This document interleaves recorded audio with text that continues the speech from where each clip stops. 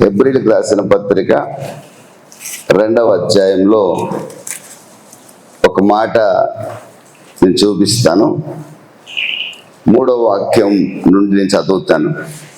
ఇంత గొప్ప రక్షణను మనము నిర్లక్ష్యం చేసిన ఎడల ఎలాగూ తప్పించుకుందుము? అట్టి రక్షణ ప్రభు బోధించుట చేత ఆరంభమై దేవుడు తన చిత్తానుసారముగా సూచక్రియల చేతను మహత్కార్యముల చేతను నానా విధములైన అద్భుతముల చేతను వివిధములైన పరిశుద్ధాత్మ వరములను అనుగ్రహించట చేతను వారితో కూడా సాక్ష్యం ఇచ్చుండగా వినిన వారి చేత మనకు దృఢపరచబడెను. దేవునికి స్తోత్రం కలుగునుగా. హల్లెలూయా. ప్రియమైన దేవుని బిడ్డలారా, దేవదూతలు ఇవ్వలేని రక్షణ ఏ మహానుభావుడు, ఏ సాధు పొంగవుడు, ఏ సన్యాసి, ఏ దేవుడు అనబడిన వాడు ఇవ్వలేని గొప్ప రక్షణ ఈ రోజున మనకు అనుగ్రహించిన దేవుడు ఎవరు అంటే మనం ఆరాధిస్తున్న ప్రభు అయిన యేసుక్రీస్తు. దేవునికి స్తోత్రం కలుగునుగా. హల్లెలూయా. ఎవరు ఈ ప్రభు అయిన యేసుక్రీస్తు అనే ఒక ఆలోచన చేసినప్పుడు, ఒక పాపి పాపంలో పడి శాపాన్ని అనుభవిస్తున్న ఒక వ్యక్తి, రకరకాల చెడలవాట్ల చేత జీవితాన్ని పాడు చేసుకున్న ఒక వ్యక్తి రక్షింపబడాలంటే పాపం నుంచి విడుదల పొందుటే రక్షణ. పాపం నుంచి విడుదల పొంది తిరిగి పవిత్రమైన జీవితాన్ని జీవించటమే రక్షింపబడుట. దేవునికి స్తోత్రం కలుగును గాక.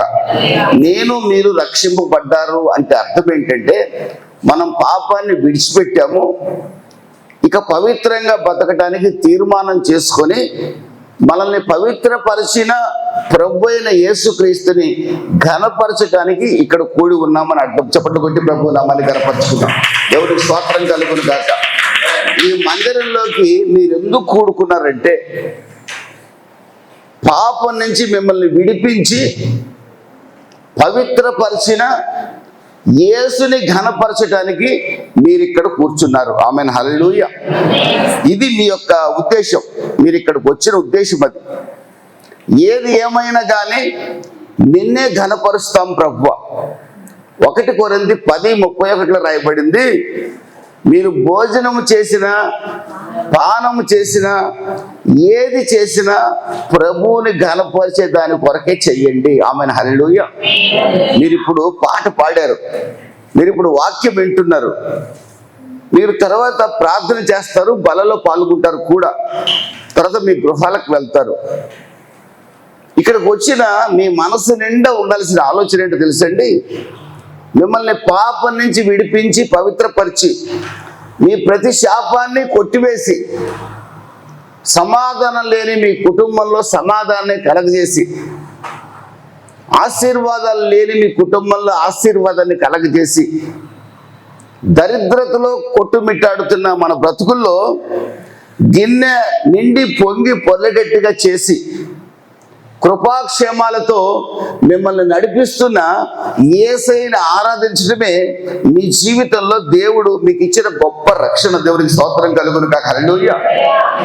అంత గొప్ప రక్షణ ఇచ్చింది ఎవరంటే మనం ఆరాధిస్తున్న ప్రభు అయిన యేసుక్రీస్తు.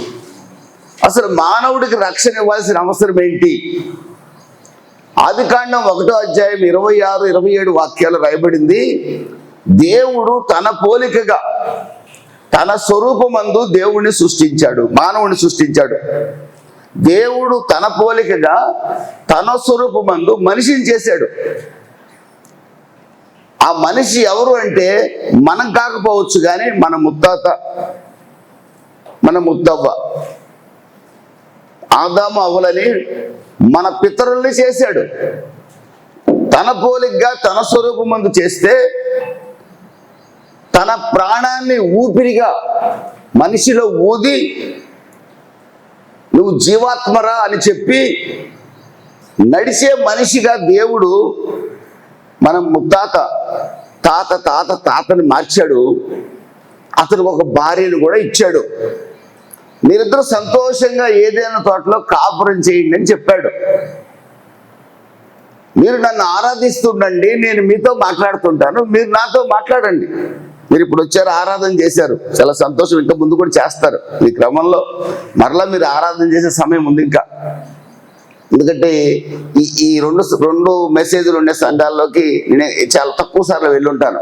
సరే, ఇక్కడ దేవుడు అవకాశం ఇచ్చాడు, దేవునికి స్తోత్రం కలుగును కాక. హల్లెలూయా. ఏది ఏమైనా మీరు ఆరాధన చేస్తారు, నేను సంతోషపడతాను. దేవునికి మహిమ కలుగును కాక.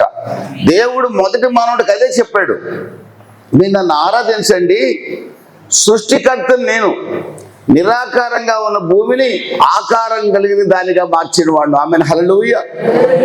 సూర్యచంద్ర నక్షత్రాలను సృష్టించిన వాడిని, జలచరాలను సృష్టించిన వాడిని. ఇదిగో మొదటి మానవుడా, నిన్ను సృష్టించిన నేను సృష్టికర్తని. నేను నీ దగ్గర ఏం కోరట్లా, మీరు నన్ను ఆరాధించండి, నాతో మాట్లాడుతూ ఉండండి, నేను మీతో మాట్లాడుతుంటాను. నేను చెప్పిన మాట జాగ్రత్తగా వినడానికి ప్రయత్నం చెయ్యండి. Amen hallelujah. ప్రభువా, మీరు చెప్పిందంతా వింటాం, మీరు మా సృష్టికర్త, మీరు చెప్పిన దాన్ని ఎందుకు కాదంటాం అన్నాడు మొదటి మానవుడు, మన తాత. ఇప్పుడు కూడా మీరు కూడా ఏమంటారు తెలుసా, పాస్టర్ గారండి, పాపం నుంచి విడిపించిన మా యేసు చెప్పిందంతా వింటామండి అంటారు మీరు. కానీ అంటారు, కానీ మందిరం దాటాక మనం ఏం చేస్తామో మనకు కూడా తెలియదు. అంటాం, భార్యని ఏమనకూడదనే ఇంటికి వెళ్తాం, కానీ ఆ మనిషి ఏదో కోపం తెప్పిస్తుంది. కానీ దైవ సేవకుడు చెప్పాడు, భార్యని హింసించవద్దు అని చెప్పాడు.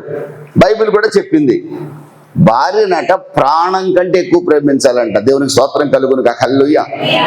ప్రాణం కంటే ఎక్కువ ప్రేమించాలంట. భార్య కొరకు భర్త ప్రాణం పెట్టడానికి కూడా సిద్ధంగా ఉండాలంట. ఈ మాట నేను అక్కడక్కడ చెప్తాను, ఇక్కడ కూడా మీకు చెప్తాను, మీరు వింటారు బానే. ఇంటికి వెళ్ళిన తర్వాత ఆ మనిషి కొంచెం కోపం రెప్పించడంలోనే ఈ మాట మర్చిపోయి వెంటనే చెయ్యి ఎత్తేస్తారు. మనం ఎక్కడి నుంచి వచ్చిందంటే ఇది మన ముత్తాత చేసిన పాపం. దేవుడు చేయొద్దన్న పని చేశాడు.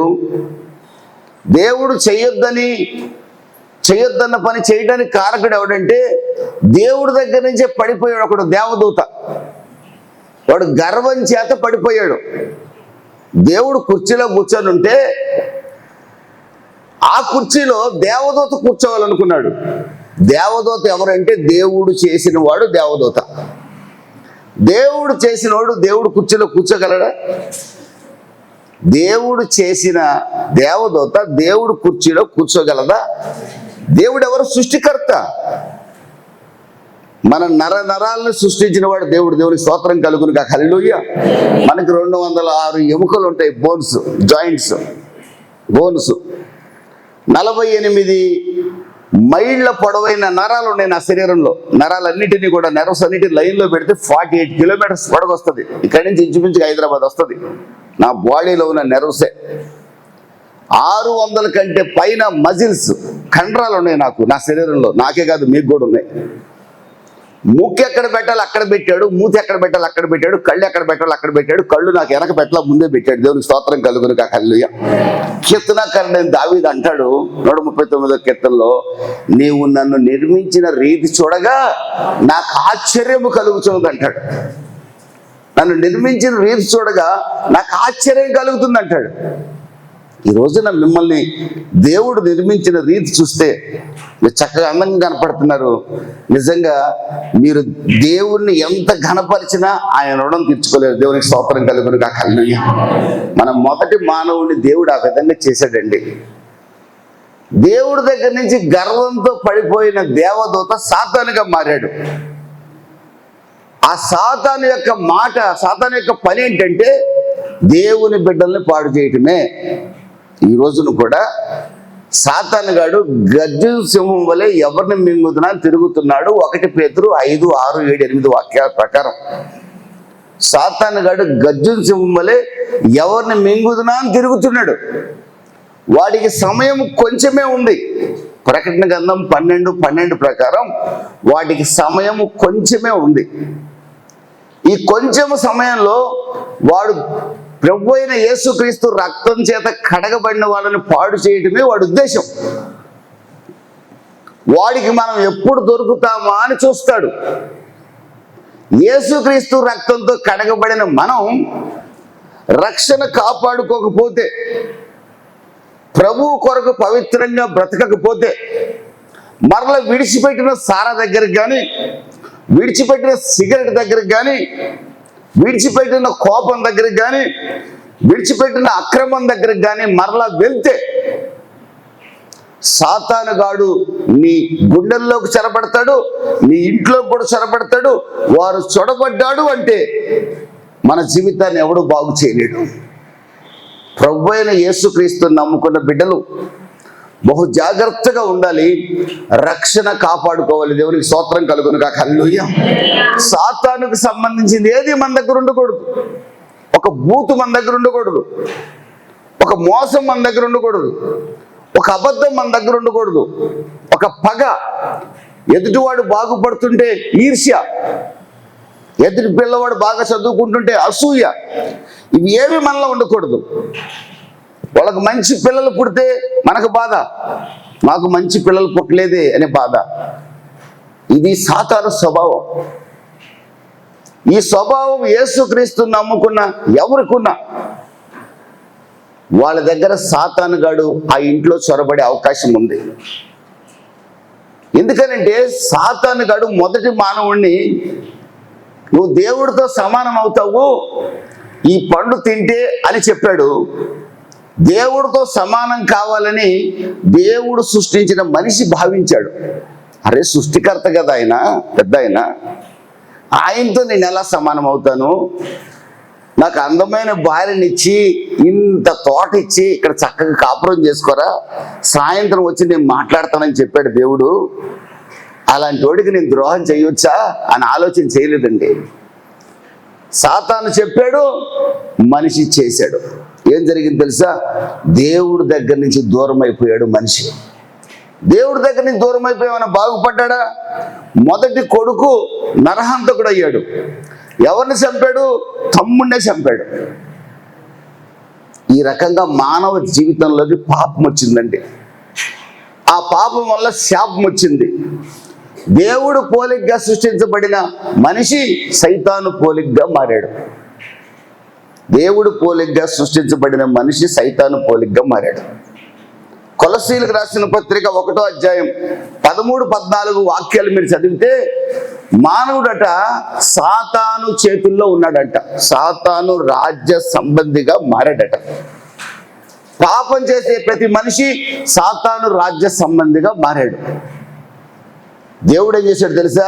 మేకలు నరకండి, గొర్రెలు నరకండి, పక్షులు నరకండి, మీ పాపం క్షమిస్తాను అని చెప్పాడు. అలాగే మన పల్లెటూళ్ళలో చాలా చాలా చోట్ల ఇప్పటికీ నరుకుతూనే ఉన్నారు. మీరు కూడా నరికిన వాళ్ళే. నేను నరకలేదు కానీ నరుకుతుంటే చూసిన వాడిని. ఎందుకంటే నరకటం మా ఇంట్లో లేదు కాబట్టి నేను నరకలా, నరుకుతుంటే చూశాను. మా ఇంట్లో ఆ దేవుడిని తృప్తిపరచడం కోసం ఏం పెట్టాలో అది పెట్టేవాళ్ళం, అది వేరే సంగతి. ప్రియమైన దేవుని బిడ్డలరా, మంచి పశువుల్ని మంచి మేకల్ని నరకండరా అంటే మనిషి ఎంత చెడ్డోడో తెలుసండి. ఏదైతే వాడు తినడానికి పనికిరాదో దాన్ని దేవుడికి ఇచ్చేవాడు. అర్థమైందా? అతను తినడానికి రోగం వచ్చిన కోడిని ఎవరైనా తింటారా? రోగం వచ్చిన మేకను ఎవరైనా తింటాడా? దాన్ని ఎవరికి ఇస్తున్నాడు మనిషి? దేవుడికి ఇచ్చేస్తున్నాడు. దేవుడికి ఇచ్చేస్తున్నానండి అంటాడు మనతో. మనం కూడా దేవుని మందిరానికి వచ్చినప్పుడు కౌంట్ ఆయన తీసుకొని 10 రూపాయలు ఉంటుంది చిల్లర కొట్టులో కౌంట్ సెట్ గారు, ఇది చల్లదు అంటాడు. చూడు, ఎక్కడ చేలుతుంది మనకిక? ఎక్కడ చేలుతుంది? ఇక్కడ చేలుతుంది. అంతే కదండి. షాప్ దగ్గరికి వెళ్తాం, ఒరే అబ్బాయి 100 రూపాయలు పడదరా అంటాడు. ఏం చేయాలో మనకు అర్థం కాదు. బ్యాంకుకి పోయి మార్చుకోవడానికి టైం లేదు. మరి 100 రూపాయలు వేస్ట్ కాకుండా ఏం చేయాలా? ఇక్కడ కానుకలు పెట్టి ఎత్తే ఇక పాస్టర్ పడతాడు ఆ పాటలన్నీ. ఇప్పుడు కూడా ఇలాంటి వాళ్ళు చాలా మంది క్రైస్తవులు ఉన్నారు. మీరు లేరు అనుకుంటా. ఒకసారి చప్పట్లు పెట్టి ప్రభుత్వం కనపడతారు. మీరు లేరు అనుకుంటా. ఆమె హల్లెలూయా. చాలా మంది ఉన్నారు. ఇంక చాలా విషయాలు చెప్పే ఉన్నాయి, మళ్ళీ ఇంకోసారి చెప్తా. దేవునికి స్తోత్రం కలుగును గాక. హల్లెలూయా. మానవుడు దేనికి పనికిరాందని దేవుడికి బలికిస్తున్నాడు.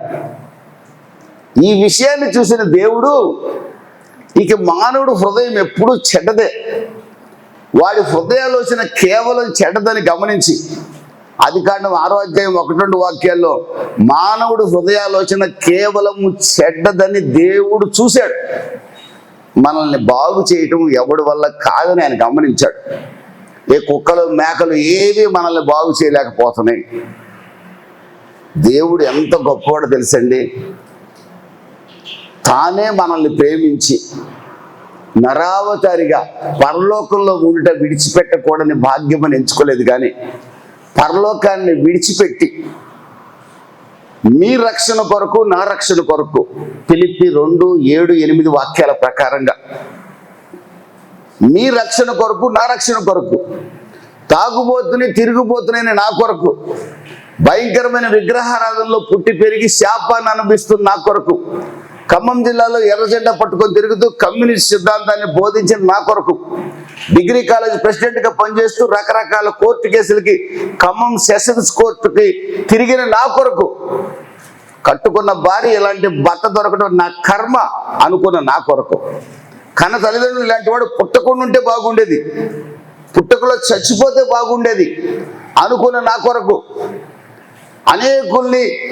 అనేకుల చేత ద్వేషింపబడిన నా కొరకు, నేను పూజించిన దేవుళ్ళు ఎవరు నాకు సహాయం చేయకపోగా, నేను బోధించిన కమ్యూనిస్ట్ సిద్ధాంతం నాకు సహాయం చేయకపోగా, నేను ద్వేషించిన, నేను దూషించిన, నేను అవమానించినా సరే, ఏ దేవుడు గ్రంథాన్ని పలుమార్లు చించివేసి తగలబెట్టానో ఆ దేవుడే ఒక రోజున పాపపు గోతిలో పడి ఉన్న నన్ను చూసి తన పంచగాయాలు నాకు చూపించి, నీ కొరకు నేను పరమును విడిచి వచ్చాను, నీ ముత్తాత పాపం చేశాడు, శాపం నీ మీదకి వచ్చింది, అందుకే నువ్వు త్రాగుడికి చెడలవాట్లకి బానిసయ్యావు, నువ్వే కాదు ప్రపంచమంతా పాపంలోనే ఉంది, శాపంలోనే ఉంది. ప్రపంచ మానవాళిని రక్షించడం కొరకు నజరేయుడైన యేసునైన నేను భూమికి దిగి వచ్చాను. చప్పట్లు కొట్టి ప్రభువు నామాన్ని కనపరుచుకున్నాను. దేవునికి స్తోత్రం కలుగునుగా. హల్లెలూయా. ప్రయాసపడి భారం మోయించిన సమస్త జనుల భారాన్ని తొలగించడం నేను వచ్చాను. నా పుట్టుక సర్వలోకానికి శుభవర్తమానం. నువ్వు ఎవరు ప్రభువా? నేను పూజించిన వాడు ఎవడు నా దగ్గర రాలేదు కదా, నేను పట్టుకొని తిరిగిన ఎర్రజెండా నన్ను కాపాడలేదు కదా. నువ్వెవరివి? నేను కులదేవుణ్ణి కాదు, మత దేవుణ్ణి కాదు, మనిషి అనబడే ప్రతి ఒక్కడికి దేవుణ్ణి నేను. దేవునికి స్తోత్రం కలుగును గాక. ఆమేన్. హల్లెలూయా. కాదు నువ్వు కులదేవుడు అట కదా, మా కులదేవుడు కాదట కదా. లేదు తెలియక అట్లా అన్నారు. నేను ప్రతి ఒక్కరి భారాన్ని తొలగించగలిగిన వాడిని, ప్రతి ఒక్కరి శాపాన్ని తొలగించగలిగిన వాడిని. నేను పొందిన దెబ్బలలో స్వస్థత ఉన్నది. నీ కొరకు ప్రాణం పెట్టి మరణించి తిరిగి లేచి తండ్రి కుడిపార్శ్వమున కూర్చొని విజ్ఞాపన చేస్తున్న దేవుణ్ణి నేను మాత్రమే. నేను ఒక్కడినే దేవుణ్ణి. గట్టిగా చప్పట్లు కొట్టి ప్రభువు నామాన్ని గణపరుచుకున్నా. ఆమేన్. హల్లెలూయా. నిన్ను పాపం నుంచి విడిపిస్తాను, శాపం నుంచి విడిపిస్తాను. నీ కుడి చేతిని నాకు ఇచ్చి, ప్రభువా నేను పాపిని ఒప్పుకుంటావా? నీ కులం నాకు అవసరంలా, నీ మతం నాకు అవసరంలా, నువ్వేం చదువుకున్నావు నాకు అవసరంలా. నాకు కావాల్సింది ఒక్కటే, నేను పాపిని ప్రభువుని ఒప్పుకుంటే నా పరిశుద్ధ రక్తంతో నిన్ను కడుగుతాను. కొన్ని కోట్ల మందిని కడిగాను ఇప్పటికే.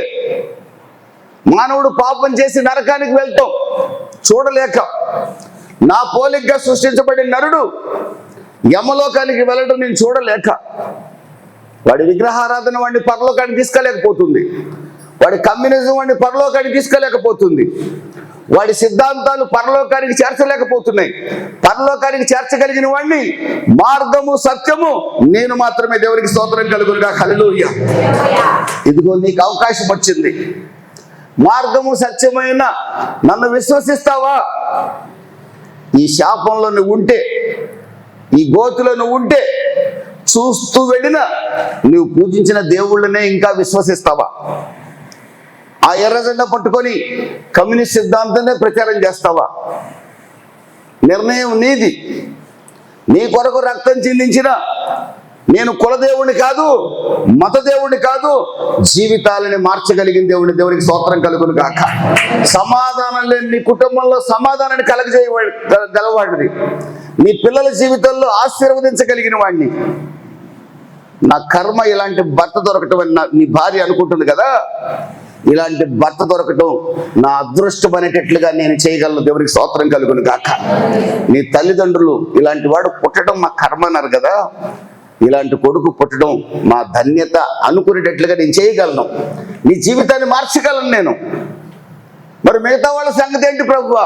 వాళ్ళు మార్చలేరు, నేను మార్చగలను. ఎందుకో తెలుసా? మానవాళి రక్షణ కొరకు పరిశుద్ధ రక్తం చిందించబడాలి. మానవాళి పాపం నుంచి విడిపించబడాలంటే పరిశుద్ధ రక్తం చిందించబడాలి. ఆ పరిశుద్ధ రక్తం ఏ ఒక్క మహానుభావుడిలో లేదు, ఏ మనిషిలో కూడా లేదు. చివరికి ఆ పరిశుద్ధ రక్తం దేవాది దేవుడైన నాలో మాత్రమే ఉంది కనుక, మానవుని రక్షించగలిగిన వాడిని నేనే కనుక నేను భూమికి దిగి వచ్చాను. నా దగ్గరకు వచ్చిన వాళ్ళందరూ రక్షించబడ్డారు. దేవునికి స్తోత్రం కలుగును గాక. హల్లెలూయా. రక్షింపబడిన నా బిడ్డలు ఈ రోజున సమాధానంగా, సంతోషంగా, నెమ్మదిగా బతకగలుగుతున్నారు. వారి పిల్లల జీవితంలో ఆశీర్వాదాలు చూస్తున్నారు, వారి కుటుంబ జీవితంలో ఆశీర్వాదాలు చూస్తున్నారు. ఇక్కడ నిద్రిస్తే నా రాజ్యంలో చేరతారు. దేవునికి స్తోత్రం కలుగును గాక.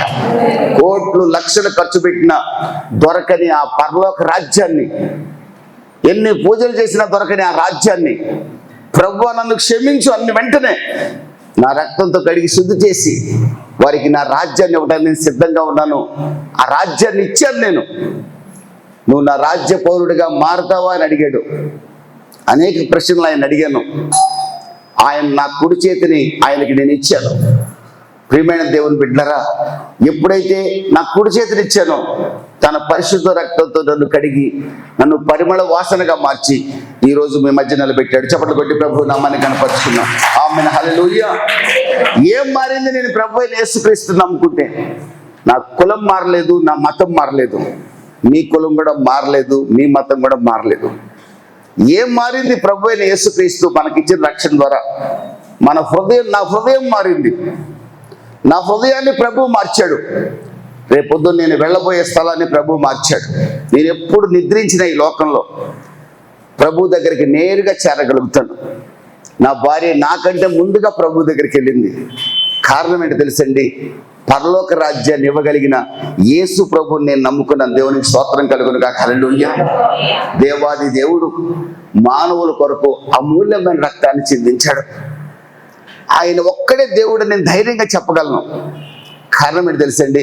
ఆయన ఒక్కడే నా జీవితాన్ని మార్చాడు. ఆయన ఒక్కడే ఎవరి జీవితాన్నైనా మార్చగలడు, మరొకడు మార్చలేడు. దేవునికి స్తోత్రం కలుగును గాక. హల్లెలూయా. అలాంటి దేవుని దగ్గరికి మీరు వచ్చారు, అలాంటి దేవుడిని మీరు నమ్ముకున్నారు. ఆయన పేరు ఉన్నవాడు, అనువాడు.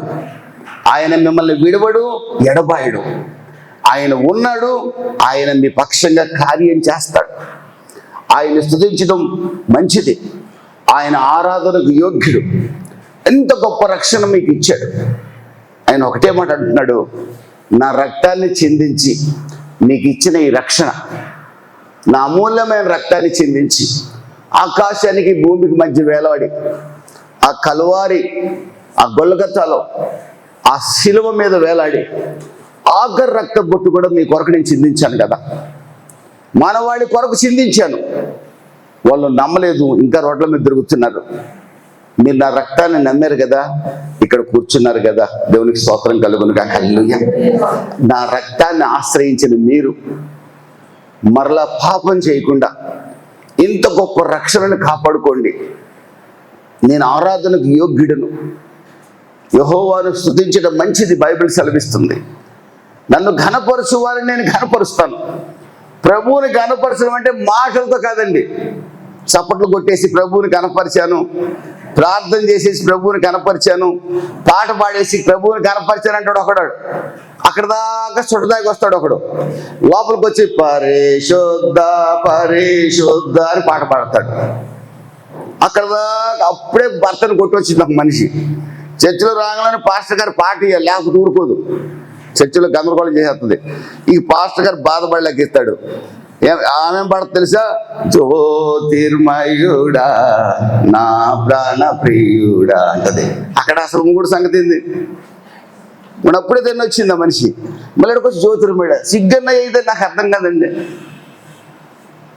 ఎట్లా రక్షించాడు మిమ్మల్ని, మనల్ని ఏ విధంగా రక్షించాడు నన్ను నా ప్రభు? అమూల్యమైన రక్తాన్ని ఆఖరి బొట్టు కూడా చిందించి రక్షించాడు. దేవునికి స్తోత్రం కలుగును గాక. హల్లెలూయా. ఇక్కడ రక్షణ పొందిన వారందరూ గుర్తుపెట్టుకోండి, మిమ్మల్ని ఏ మనిషి రక్షించలా, ఏ పాస్టర్ గారు రక్షించలా. మిమ్మల్ని రక్షించింది మీ కొరకు శాపగ్రస్తుడైన యేసు రక్షించాడు. చెప్పండి బట్టి ప్రభువు నమ్మని కనపరుచుకున్నాం. 2 కొరింథీ 5:21 రాస్తుంది, మీరు నీతిమంతులుగా చేయటం పట్టడం కోసం యేసుక్రీస్తు పాపమెరుగని యేసుక్రీస్తు పాపమయ్యాడంట. మనం శాపగ్రస్తులమై ఉండగా మన శాపాన్ని ఆయన మీద వేసుకొని సిలువలో వేలాడు వాడు శాపగ్రస్తుడు. సిలువలో వేడాల్సింది మీరు నేను, పాపుల మనం. సిలువలో వేలాడాల్సింది మీరు నేను. కానీ మన పక్షంగా ఎవరు వేలాడారు? ప్రభు అయిన యేసుక్రీస్తు వేలాడాడు. ఎందుకు ప్రభు నీకు కింద కర్మ నేనంటే అంటాడైనా, నా కర్మ కాదురా, నీతో ఉండాలని నా ఆశ. దేవునికి స్తోత్రం కలుగును గాక. హల్లెలూయా. దేవుడి కంట మనతో ఉండాలని ఆశ అంటండి. దేవుడు మనతో ఉండాలని ఆశపడుతున్నాడు. ఆయన మనలో ఉండాలని ఆశపడుతున్నాడు. ఇది ఆయనకున్న ఆశ. అందుకే నిన్ను విడిచి నేను ఉండలేను అంటున్నాడు. నువ్వు నరకానికి పోవడం నాకు ఇష్టం లేదు. ఏ విధము చేతనైనను సాతాను రాజ్య సంబంధిగా ఉన్న నిన్ను, కొలసి 1:13-14 వాక్యాల ప్రకారం, నా రాజ్య సంబంధిగా చేయడం కోసం, నా కౌగిలిలోకి చేర్చుకోవడం కోసం, సాతాను రాజ్యంలో ఉంటే నీకెందుకు ప్రభువా, నాశనమయ్యేది నేను కదా అన్నాను నేను. నువ్వు నాశనం కావటం నాకు ఇష్టం లేదు. ఇక్కడున్న ఎవ్వరూ చెడిపోవటం దేవుడికి ఇష్టం లేదండి. ఆమేన్, హల్లెలూయా. ఇక్కడున్న చిన్న బిడ్డ కూడా పాడైపోవటం నాకు ఇష్టం లేదు. సాతాను చేతుల్లో ఉంటే పాడైపోతాం ఆయనకు తెలుసు. సాతాను చేతుల్లో ఉండి తాగి రోడ్ల మీద పడతాం ఆయనకు తెలుసు. కుక్కలు మూతి నాగుతాయన్న సంగతి కూడా ఆయనకు తెలుసు. సాతాను చేతిలో ఉండి ఒక మనిషి 6 కుటుంబాలు పాడు చేసింది. మళ్ళీ పైగా యేసుప్రభుని అంటుంది, మా పితరుడైన యాకోబు కంటే గొప్పడు అంటుంది. యేసుప్రభుని సవాల్ చేస్తుంది. ఆ వల్ల ఊళ్ళో ఎవరికి నిద్ర లేదు. ఎప్పుడు ఏ కుటుంబాన్ని పాడు చేస్తుందో ఆడవాళ్ళకి నిద్రే లేదు. అంత భయంకరమైన మనుషుల్ని నా యేసు మార్చాడు. దేవునికి స్తోత్రం కలుగును గాక. హల్లెలూయా. నా ప్రియమైన దేవుని బిడ్డలారా, నా ప్రియమైన వాళ్ళరా, పాపం మెరుగని యేసుక్రీస్తు మీ కొరకు నా కొరకు పాపమయ్యాడు, శాపగ్రస్తుడయ్యాడు, వికారిగా మారాడు. 10,000 మందిలో అతి సుందరుడు వికారమైపోయాడు. వదకు తేబడిన గొర్రె పిల్లలాగా మౌనంగా మారిపోయాడు. వ్యసనాక్రాంతుడు, వ్యాధిగ్రస్తుడయ్యాడు. వీపంతా సాళ్లుగా, మీరు పొలం దున్నుతారు అలా దున్నబడింది. పంచ గాయాలు పొందాడు. ఒకడు పక్కలో పొడుస్తాడు, ఒకడు జుట్టు బీకుతాడు, ఒకడు గడ్డం బీకుతాడు. ఆఖరికి సిలువలో ఉన్న ప్రశాంతంగా చచ్చిపోతామంటే ఒక దొంగ పక్కనే చేరి, వీడు దొంగేరా అంటున్నాడు యేసుప్రభుని చూసి. ఒక దొంగ అంటాడు, వీడు దొంగ కాబట్టి ఈయన్ని కూడా సిలువ వేశారా అంటున్నారు. నీ కొరకు రక్తం చిందించిన రక్షకుడిని ఒక దొంగ సిలువలో, వీడు కూడా దొంగేరా మనలాగా అంటున్నాడు. మరొక దొంగ అంటాడు, కాదురా ఇతను నీతిమంతుడు. చప్పట్లు కొట్టి ప్రభు నామని కనపడు. ఆమేన్, హల్లెలూయా.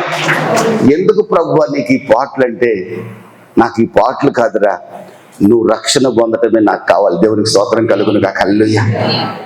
ఈ రోజున నా సహోదరి సహోదరుడా, రక్షణ పొందిన మీరు రక్షణ కాపాడుకోమని మిమ్మల్ని బతిమలాడుచున్నాను. మీరు ఆరాధించే దేవుడు కులదేవుడు కాదండి. ఎవడన్నా మా కులదేవుడు అంటే వాడిని కొట్టమని నేను చెప్పను, కానీ వాడితో మాట్లాడకండి. యేసు ప్రభు ఎవరి కులదేవుడు కాదు. మీరు పిలిస్తే మీ హృదయంలోకి వచ్చే దేవుడు. చప్పట్లు కొట్టి ప్రభు నామాన్ని కనపరచుకోండి. ఆయన కులదేవుడైతే నన్ను మార్చేవాడు కాదు, మతదేవుడైతే నన్ను మార్చేవాడు కాదు, మిమ్మల్ని కూడా మార్చేవాడు కాదు. మీరు రకరకాల కులాల దగ్గర యేసు ప్రభు ఏ కుల దేవుడు అని చెప్తాను చెప్పండి. యేసు ప్రభు పుట్టాడని చెప్పింది దేవదూతలు. యేసు ప్రభుని ప్రచురపరిచింది మొట్టమొదటిగా గొల్లలు. యేసు ప్రభు పుట్టినిల్లు వడ్లోళ్ళిల్లు, వడ్రంగోడి ఇల్లు. యేసు ప్రభు పాదాలకు మొదట దండం పెట్టింది 2000 సంవత్సరాల క్రితం మహాజ్ఞానులు. మా నాన్నగారు చదువుకునేటప్పుడు మా ఊళ్ళో 5 ఉండేవాళ్ళు చదువుకునేవాళ్ళు. మా తాతగారు చదువుకునేటప్పుడు ఒక్కడే ఉండేవాడంట. మరి 2000 సంవత్సరాల క్రితం ఎవరు చదువుకున్నారు? వాళ్ళు ఎవరు జ్ఞానులు? ఎంత ఉన్నత కులాలకు చెందిన వాళ్ళు అయి ఉంటారు వాళ్ళు, చెప్పండి ఒకసారి. మహాజ్ఞానులు కదా వాళ్ళు, సకల శాస్త్రాలు తెలుసు కదా, రాజుగారి దగ్గర పండితులు వాళ్ళు. వాళ్ళు ఆకాశంలో ఒక నక్షత్రాన్ని చూసి లోకరక్షకుడు పుట్టాడని తెలుసుకొని బెత్లెహేముకు వచ్చి లోకరక్షకుడైన యేసు ఇంకా 2 సంవత్సరాల వయసే, చిన్న పిల్లోడే, తపామని ఆయన పాదాల మీద సాష్టాంగపడి బంగారము సాంబ్రాణి బోళము కానుకలుగా అర్పించారు. చెప్పండి కొట్టి ప్రభు నామాన్ని కనపరుచుకున్నాం. ఆమె హల్లెలూయా. ఎందుకయ్యా చిన్నపిల్లోడికి దండం పెడతారని నాలాంటి వాడు అడిగితే అంటారు, ఇతను చిన్నపిల్లోడు కాదురా నాయన, మానవాళిని పాపం నుంచి విడుదల చేసి పరలోక రాజ్యాన్ని ఇవ్వగలిగిన ఒకే ఒక నిజ రక్షకుడు యేసు ఇతడే అని చెప్పారు వాళ్ళు. దేవునికి స్తోత్రం కలుగునుగా. హల్లెలూయా. ఆ సంగతి ఆ జ్ఞానం తెలిసింది, కానీ ఇప్పుడు నాలాంటి బుద్ధి లేనివాడికి చాలా కాలం తెలియలే. చాలా కాలం యేసు ప్రభు కులదేవుడే అనుకున్నా నేను, మీరు కూడా చాలా కాలం అదే అనుకొని ఉంటారు. కానీ ఇప్పుడు తెలిసింది కదండి. తెలిసి మందిరానికి వచ్చామా, తెలియకుండా మందిరానికి వచ్చామా? యేసు ప్రభు ఎవరో తెలుసుకొని వచ్చారు కదా. ఒకసారి చేయెత్తి చూపించండి, యేసు ప్రభువుని తెలుసుకొని మేము వచ్చామని. తెలుసుకొని వచ్చారా? మీ కొరకు శాపగ్రస్తుడయ్యారని తెలుసుకున్నారా? యేసు మరణించి మనల్ని నీతిమంతులుగా చేశాడు. ఆమేన్ హల్లెలూయా. యేసునందు విశ్వాసం ఉంచిన మనము నీతిమంతులుగా తీర్చబడ్డాం. ఆమేన్ హల్లెలూయా. ఇక దేవుని ఉగ్రత మనకు లేదు. ఈ భూమి మీద కొన్ని శ్రమలు వస్తాయి, కానీ ప్రభు మనల్ని సమాధానంగా బతికేటట్టు చేస్తాడు. ఆమేన్ హల్లెలూయా. ఒక రోజున ప్రభు వస్తాడు మేఘాల మీదకి, అప్పుడు మనల్ని తన దగ్గరికి తీసుకొని వెళ్ళిపోతాడు. దేవునికి స్తోత్రం కలుగును గాక. ఇంత గొప్ప రక్షణ ప్రభు మనకి ఇచ్చాడండి. దీన్ని మనం కాపాడుకోవాలి. మీరు ఎప్పుడు రక్షణని పోగొట్టుకునే వరకు ఉండకూడదు. మీరు ఏ పని చేసినా, వ్యాపారం చేయండి, ఉద్యోగం చేయండి, సంసారం చేయండి, పిల్లల్ని కనండి, మీరు ఏ పని చేసినా, చదివినా, ఎప్పుడు కూడా మీ మనసులో ఏమున్నదో తెలుసా? నా కొరకు రక్తం చిందించిన, మీ కొరకు రక్తం చిందించిన యేసు మీ జ్ఞాపకంలోకి రావాలి. ఈ పాపం చేస్తే నేను యేసు రక్తాన్ని అవమానపరిచినట్టు అవుతుంది కదా. పొరపాటును కూడా నేను పాపం చేయకూడదు, నా భార్యను దూషించకూడదు, నా భర్తను దూషించకూడదు, నా పిల్లల్ని జాగ్రత్తగా పెంచాలి, నా అత్తమామల్ని గౌరవించాలి, నా తల్లిదండ్రులను ప్రేమించాలి, మా నాన్నగారు నన్ను చదువుకోమని కాలేజీకి పంపించాడు కనుక నేను చదువుకోవాలి, కాలేజీ మానేసి సినిమాలకు పోతే పాపం, అది యేసు ప్రభు నా కొరకు చిందించిన రక్తం వేస్ట్ అయిపోతుంది. నేను యేసు ప్రభుని మరలా సిలువ వేయను, పొరపాటును కూడా సిలువ వేయను. నా జీవితకాలం అంతా ప్రభువునే ఘనపరుస్తానని ఎందరైతే తీర్మానం చేసుకోగలగరు, ఈరోజు మీరు ఆరాధించబోయే ఆరాధనలో నా ప్రభువు తోడుగా ఉండి మీరు చేసుకున్న తీర్మానాన్ని ఘనపరిచి మిమ్మల్ని అద్భుతంగా ఆశీర్వాదకరంగా అనేకులకు, మీ కులస్తులకు, మీ జాతి ప్రజలకు, మీరుండే చుట్టుపక్కల ప్రజలకు, అనేక మతస్థులకు, అనేక జాతులకు, మీరు ఉద్యోగం చేసే స్థలంలో, మీరుండే స్థలంలో అనేకులకు మిమ్మల్ని ప్రభువు సాక్షిగా మార్చబోతున్నాడు. ప్రభు మిమ్మల్ని సాక్షిగా మార్చబోతున్నాడు. ఆయన ఆరాధనకు యోగ్యుడు.